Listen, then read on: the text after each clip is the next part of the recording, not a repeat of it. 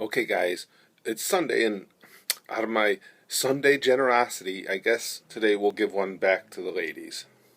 So there's this woman who's out on the golf course playing, and she hits a tee shot and pulls it into the woods. She goes in to look for her ball, and she sees a little frog, and he's pinned. Some rocks had fallen and had him pinned down to where he couldn't move. So, much to her surprise, the frog speaks, and he says, "Hey, lady, listen, if you get me out of here, I will grant you 3 wishes." She's like, huh, sounds like a good deal. So she moves the rocks. The frog is free, and he says, all right. He says, now, the thing I forgot to mention to you, though, is each one of these wishes, whatever you wish for, your husband is going to get the same thing, but 10 times more. And she's like, well, that's a weird caveat, but okay, whatever.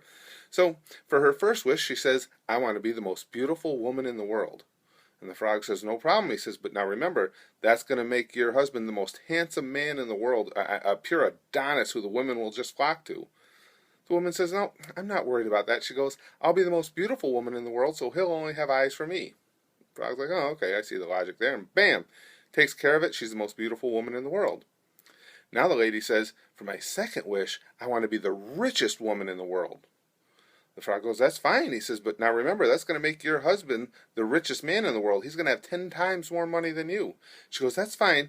She goes, I don't even mind because what's his is ours. He'll share with me. And the frog's like, yeah, okay, whatever. Boom, she's the richest woman in the world. So now the woman looks down at the frog and she says, well, now for my last wish, I'd like a mild heart attack.